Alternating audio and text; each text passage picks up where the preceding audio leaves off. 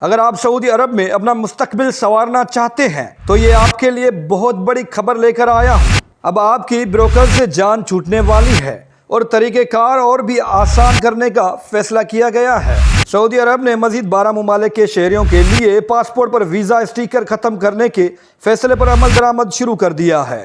محکمہ شہری ہوا بازی نے نئے نظام پر عمل درآمد کے حوالے سے چارٹ بھی جاری کیا ہے۔ پاکستان 24 جولائی 2023، یمن 26 جولائی، سوڈان 2 اگست، یوگنڈا 7 اگست، لبنان 9 اگست، نیپال 14 اگست، ترکیہ 16 اگست، سری لنکا 21 اگست، کینیا 23 اگست، مراکش 28 اگست، تھائی لینڈ 30 اگست اور ویتنام میں 4 ستمبر 2023 سے عمل درآمد کیا جائے گا۔ پہلے مرحلے میں ملازمت، اقامہ، وزٹ اور ملازمت کے ویزے آن لائن جاری کیے جائیں گے۔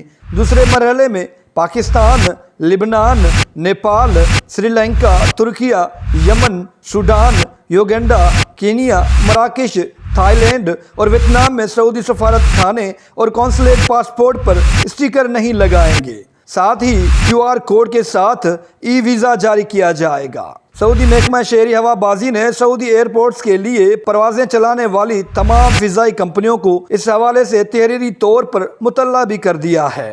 محکمہ شہری ہوا بازی کا کہنا ہے کہ پاسپورٹ پر ویزا اسٹیکر کے بجائے A4 کاغذ پر ویزا پرنٹ ہوگا جس میں مسافر سے متعلق ویزا معلومات درج ہوں گے۔ بیان میں کہا گیا ہے کہ QR کوڈ کے ذریعے ویزوں کے مؤثر ہونے کا پتہ بھی لگایا جا سکے گا۔ محکمہ شہری ہوا بازی کے مطابق اس سے قبل جاری ہونے والے اسٹیکر ویزے مؤثر ہوں گے۔ سعودی عرب کے اس فیصلے سے ملازمت سے وابستہ لوگوں کو کیا فوائد ہوں گے، یہ آپ ہمیں کمنٹس باکس میں ضرور بتائیے گا۔